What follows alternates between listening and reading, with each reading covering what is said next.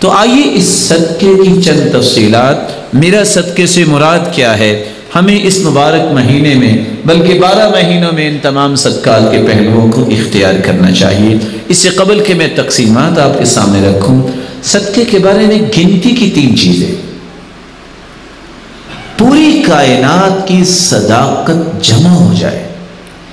کیا رسول اللہ صلی اللہ علیہ وسلم کی ایک بات کی صداقت کا مقابلہ ہو سکتا ہے؟ نہیں ہو سکتا۔ تو پھر اگر اللہ کے رسول صلی اللہ علیہ وسلم کسی بات پہ قسم اٹھا لیں، کوئی بات رہ گئی؟ آپ نے قسم اٹھائی، ثلاث اقسم علیہم، لوگوں میں 3 چیزوں پہ قسم اٹھاتا ہوں۔ پہلی چیز، ما نقصت صدقۃ من مال، میں قسم اٹھاتا ہوں جو شخص صدقہ کرتا ہے اللہ کی قسم اس کا مال کم نہیں ہوتا، بڑھتا ہے۔ شک کی گنجائش ہے؟ دوسری بات، میں اس بات پہ قسم اٹھاتا ہوں وَمَا تَوَاضَعَ عَبْدٌ لِلَّهِ إِلَّا رَفَعَهُ اللَّهُ، اور دوسری روایت کے الفاظ یہ بھی ہیں وَلَا عَفَى رَجُلٌ عَنْ مَظْلَمَةٍ ظُلِمَهَا إِلَّا زَادَهُ اللَّهُ عِزًّا، اللہ کی قسم جس کے ساتھ زیادتی ہو اگر وہ معاف کر دے، اور دوسرے لفظ اگر کوئی تواضع اختیار کرے تو وہ گرتا نہیں، اللہ اس سے اور عزتوں سے نوازتے ہیں۔ تیسری بات، وَلَا فَتَحَ رَجُلٌ عَلَى نَفْسِهِ بَابَ مَسْأَلَةٍ إِلَّا فَتَحَ اللَّهُ عَلَيْهِ بَابَ فَقْرٍ، جو کشکوری گدائی لوگوں کے سامنے کرتا ہے، اپنی ضروریات کا رخ اللہ کی طرف نہیں کرتا، اللہ کی قسم اللہ اس پہ فقیری کے اور دروازے کھول دیتے ہیں۔ ایک بات یاد رکھنے والی ہے، جس شخص کے ذہن میں یہ بات ہے کہ صدقہ کرنے سے مال ختم ہوگا، اس حدیث کی روشنی میں اللہ کے رسول نے قسم اٹھائی ہے اس کا مال کم نہیں ہوتا، زیادہ ہوتا ہے۔ دوسری بات، دنیا میں اگر مقابلہ ہو تو کون جیتتا ہے؟ جس کے پاس مال زیادہ ہے۔ ایسا ہی ہے، اگر اللہ رب العزت فرمائے میرے بندے آؤ مجھ سے مقابلہ کرو، انفق علیہ، تم میری راہ میں خرچ کرو، میں تجھ پہ خرچ کروں گا، کون جیتے گا؟ جواب دیجیے۔ حدیث قدسی، یا ابن آدم انفق علیک، تم میری راہ میں خرچ کرو میں تجھ پہ کروں گا۔ مقابلہ ہے خالق مخلوق کا، کون جیتے گا؟ کوئی اللہ کو ہرا سکتا ہے؟ اس لیے رسول اللہ صلی اللہ علیہ وسلم نے بلال سے کہا تھا، بلال انفق ولا تخشى من ذی العرش اقلالا، خرچ کرو، اللہ کے خزانوں کے ختم ہونے کا خوف نہ کھاؤ۔ اللہ کے خزانے اتنے ہیں، حدیث قدسی ہے، لو ان اولکم وآخرکم وانسکم وجنکم قاموا فی صعید واحد، اگر آدم علیہ السلام سے لے کے قیامت تک آنے والے جن انسان ایک ہی میدان میں کھڑے ہو جائے، ہر اپنی خواہش اللہ کے سامنے پیش کریں، اللہ سب کی خواہشوں کو پورا کر دے، تو اللہ رب العزت فرماتی ہے میں نقص من ملکی شیئا، میری بادشاہی میرے خزانوں میں اتنی بھی کمی نہیں آئے گی جتنا تم سوئی سمندر میں ڈالتے ہو تو جب نکالو تو پانی کتنا آتا ہے، اتنا بھی میری بادشاہی اور خزانوں میں کمی نہیں آتی۔ تو رب کے ساتھ مقابلہ اور رب کے ساتھ اس پروجیکٹ کو قبول کرنے والا کبھی خسارہ نہیں اٹھاتا۔ تیسری بات، آج دنیا میں انسان جس کی چاہے منت کر لے کہ تم میرے لیے دعا کرو، کوئی شورٹی دے سکتا ہے کہ اس کی دعا قبول ہوگی؟ نہیں، اللہ جانتا ہے۔ لیکن نورانی فرشتے ایسی مخلوق ہیں جو دعا کریں تو اللہ رد نہیں کرتے، اور اس کا راز کیا ہے؟ نورانی فرشتے اس وقت تک دعا کرتے ہی نہیں جب تک اللہ تعالیٰ کا حکم نہ ہو، اور اللہ رب العزت اپنے فرشتوں کو اس وقت تک حکم دیتے ہی نہیں جب تک اپنے بندے سے راضی نہ ہو جائیں۔ جب اللہ راضی ہوتے اپنے بندے سے تو فرشتوں سے کہتے ہیں دعا کرو، پھر اللہ قبول فرماتے ہیں۔ اور صحیح بخاری اور مسلم کی روایت ہے، ما من یوم يصبح العباد فيه إلا وملكان ينزلان يقول أحدهما اللهم أعط منفقا خلفا ويقول الآخر اللهم أعط ممسكا تلفا. دو فرشتے ہر روز اللہ کی طرف سے نازل ہوتے ہیں جن میں سے ایک دعا کرتا ہے اے اللہ جو تیری راہ میں مال خرچ کرتا ہے اے اللہ اس کے مال میں برکت فرما. دعا کون کر رہا ہے؟ فرشتہ. قبول کون کرے گا؟ میرا مالک. اور دوسرا فرشتہ دعا کیا کرتا ہے؟ اللہم اعط ممسکا تلفا. اے اللہ جو بخل کرتا ہے تیری راہ میں خرچ نہیں کرتا تلفا اس کے مال کو تلف کر دے برباد کر دے. تو اللہ کی راہ میں صدقہ کرنے والا اس کے لیے جہاں اللہ کے رسول نے قسم اٹھائی کہ مال کم نہیں ہوگا زیادہ ہوگا، جہاں اللہ رب العزت نے فرمایا تو میرے راہ میں خرچ کروں گے میں تجھ پہ خرچ کروں گا، وہاں فرشتوں کی دعاؤں کا مستحق بنتا ہے. اللہ رب العزت سب کو توفیق عطا فرمائے. یہ ہے مال کا صدقہ. لیکن صرف مال کا صدقہ نہیں، مومن اس کی اپروچ جو ہوتی ہے وہ اسلام کے تمام پہلوؤں پہ ہوتی ہے، کسی ایک جہت پر نہیں. اسلام کی یہی تو خوبصورتی ہے. اگر کسی کے پاس مال نہیں تو وہ کیا کرے گا؟ محروم ہے صدقے کے اجر سے؟ نہیں محروم. وہ کیا کرے؟ رسول اللہ صلی اللہ علیہ وسلم نے فرمایا ان بکل تسبیحۃ صدقہ، سبحان اللہ کہنا صدقہ ہے. بکل تکبیرۃ صدقہ، اللہ اکبر کہنا صدقہ ہے. بکل تحمیدۃ صدقہ، الحمدللہ کہنا صدقہ ہے. بکل تہلیلۃ صدقہ، لا الہ الا اللہ کہنا صدقہ ہے. امر بالمعروف صدقہ، نیکی کا حکم کرنا صدقہ ہے. نہی عن المنکر صدقہ، برائی سے منع کرنا صدقہ ہے. فی بضع احدکم صدقہ، بیوی کے حقوق کو پورا کرنا صدقہ ہے. سیدنا ابو ذر رضی اللہ تعالی عنہ کی یہ روایت. اور دوسری روایت کے الفاظ ہیں واستغفر اللہ، استغفر اللہ کہنا صدقہ ہے. یعزل الشوک عن طریق الناس والعظم والحجر، راستے سے پتھر ہڈی اور کانٹے اٹھانا راستہ صاف کرنا یہ صدقہ ہے. تہدی الاعمى، اندھے کو راستہ دکھانا صدقہ ہے. تسمع الاصم والابکم حتی یفقہ، گونگے اور بہرے کو اس کی بات سمجھا دینا، اس کی ضرورت سمجھا دینا صدقہ ہے.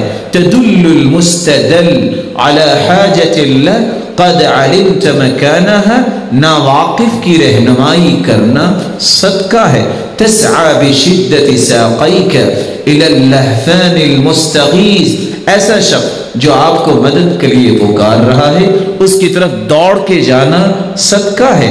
اور تیسری روایت کے الفاظ ہیں وَبَصَرُكَ لِلرَّجُلِ الرَّدِيءِ الْبَصَرِ لَكَ صَدَقَةٌ، جس شخص کی نظر کمزور ہے آپ اس کی رہنمائی کر دیتے ہیں یہ صدقہ ہے. اور فرمایا فَالْكَلِمَةُ الطَّيِّبَةُ يَتَكَلَّمُ بِهَا الرَّجُلُ صَدَقَةٌ، اچھی بات کرنا صدقہ ہے. اور اگلی روایت میں آتا ہے عون الرجل اخاہ علی الشیء صدقہ، کسی بھائی کی کسی چیز میں مدد کرنا صدقہ ہے. والشربۃ من الماء یسقیها صدقہ، اور کسی کو پانی کا گھونٹ پلا دینا صدقہ ہے. اماطۃ الاذى عن الطریق صدقہ، راستے سے کسی قسم کی چیز جو کسی مسلمان کو تکلیف دے سکتی ہے اس کو ہٹا دینا صدقہ ہے. اور پانچویں اور چھٹی روایت کے الفاظ یہ ہیں رسول اللہ صلی اللہ علیہ وسلم نے فرمایا ما اطعمت زوجتك فهو لك صدقہ، جو تم اپنی بیوی کو کھلاتے ہو وہ بھی صدقہ ہے. وما اطعمت ولدك فهو لك صدقہ، جو اپنے بچوں کی پرورش پہ خرچ کرتے ہو وہ بھی صدقہ ہے. وما اطعمت خادمك فهو لك صدقہ، جو اپنے خادم کو تم دیتے ہو وہ بھی صدقہ ہے. وما اطعمت نفسك فهو لك صدقہ، اور جو اپنی جان پہ اس نظریے سے خرچ کرتے ہو طاقت ملے میں اللہ کی عبادت خوبصورت کروں اور دنیا کے لیے خیر خواہی کا پیغام دینے والا بنوں تو یہ کھانا پینا بھی صدقہ ہے. اور 7ویں روایت کے الفاظ یہ بھی ہیں تبسمک فی وجہ اخیک لک صدقہ، کسی مسلمان کو مسکرا کر ملنا بھی صدقہ ہے، وَإِفْرَاغُكَ مِن دَلْوِكَ فِي دَلْوِ أَخِيكَ لَكَ صَدَقَةٌ، اپنے ڈول سے پانی نکال کر بھائی کے ڈول میں ڈال دینا یہ بھی صدقہ ہے۔ کبھی اپنی جیب میں بھی ہاتھ ڈال کے کسی کی جیب میں کچھ ڈال دینا جس کے پاس کچھ نہیں ہے صدقہ ہے۔ اور رسول اللہ صلی اللہ علیہ وسلم نے یہ بھی فرمایا کل معروف صدقہ، ہر نیکی صدقہ ہے۔ آپ صلی اللہ علیہ وسلم نے یہ بھی فرمایا الضیافۃ 3 ایام فما زاد فهو صدقہ، 3 دن مہمان نوازی کرنا تو ضروری ہے، جو اس سے زیادہ آپ کسی مہمان کو کچھ کھلاتے پلاتے ہو وہ صدقہ ہے۔ رسول اللہ صلی اللہ علیہ وسلم نے یہ بھی فرمایا کف شرک عن الناس فإنها صدقۃ منک علی نفسک، اپنی تکلیف سے لوگوں کو بچانا بھی صدقہ ہے۔ ایک ہے لوگوں کی تکلیف، ایک ہے کہ خود بھی کسی کو تکلیف نہ دو، یہ بھی بہت بڑا صدقہ ہے۔ رسول اللہ صلی اللہ علیہ وسلم نے فرمایا تعدل بین الاثنین صدقہ، 2 مسلمانوں کے درمیان صلح کروا دینا، انصاف کی بات کرنا بھی صدقہ ہے۔ تعین الرجل علی دابتہ فیحمل علیہا، کسی شخص کی مدد کرنا اور اس کو اپنی سواری کے ساتھ بٹھا لینا بھی صدقہ ہے۔ او ترفع له علیہا متاعہ صدقہ، کسی کے پاس سامان زیادہ ہے، وہ اپنی سواری پہ سامان نہیں رکھ سکتا، اس کے سامان کو اٹھا کے اس کی مدد کر کے اس کے سامان کو رکھوا دینا یہ بھی صدقہ ہے۔ کل خطوۃ یخطوها الی الصلاۃ صدقہ، نماز کے لیے گھر سے نکلنا ہر اٹھنے والا قدم بھی صدقہ ہے۔ بکل صلاۃ وصدقۃ وصیام صدقہ وحج صدقہ، روزہ رکھنا اور اگر عمرے کی اور حج کی توفیق اللہ دیتا ہے تو یہ بھی صدقہ ہے۔ کل قرض صدقہ، رسول اللہ صلی اللہ علیہ وسلم نے فرمایا کسی کو قرض دینا یہ بھی صدقہ ہے۔ من انظر معسرا فله كل يوم مثله صدقہ، جو شخص کسی کو قرض دیتا ہے پھر مہلت دے دیتا ہے، یہ مہلت دینا بھی صدقہ ہے۔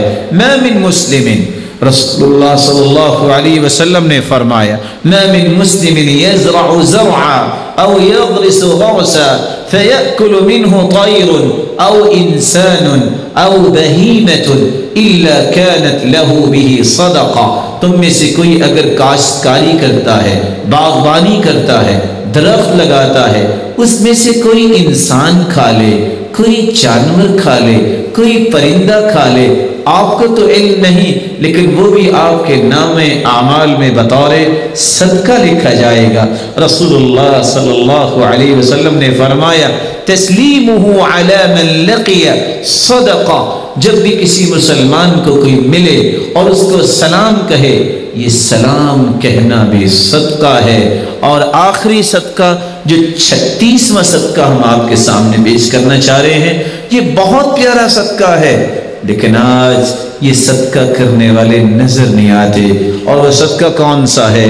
كان علبة بن زید بن حارثة رجلا من اصحاب النبي صلی اللہ علیہ وسلم، علبہ بن زید بن حارثہ رضی اللہ تعالی عنہ صحابہ میں سے ایک صحابی تھے۔ وقد حض على الصدقہ، فلما حض على الصدقہ، جب اللہ کے رسول صلی اللہ علیہ وسلم نے صدقے پر ترغیب دلائی صحابہ کو، سب نے صدقہ دیا۔ یہ صحابی آ کے کہتے ہیں یا رسول اللہ صلی اللہ علیہ وسلم انہو لیس عندی ما اتصدق بہ، اللہ کے رسول میرے پاس مال نہیں جس کا میں صدقہ کروں، لیکن میں بھی کچھ صدقہ کرنا چاہتا ہوں۔ فرمایا مال نہیں تو کیسا صدقہ کرنا چاہتے ہو؟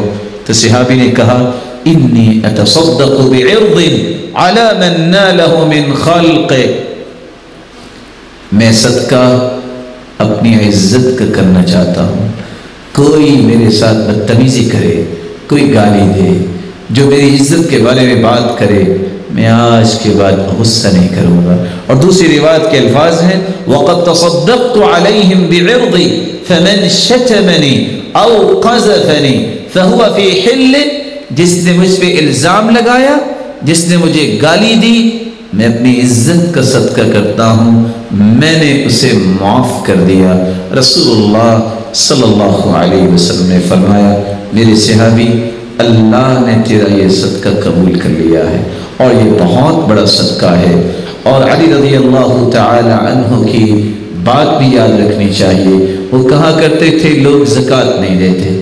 پوچھنے والے نے پوچھا آپ کیسے کہہ رہے ہیں زکوٰۃ نہیں دیتے؟ لوگ تو زکوٰۃ دیتے ہیں۔ کہتے ہیں لوگ مال کی زکوٰۃ دیتے ہیں، عقل کی زکوٰۃ نہیں دیتے۔ مال کی زکوٰۃ دیتے ہیں اور عقل کی زکوٰۃ نہیں دیتے، کیا مطلب؟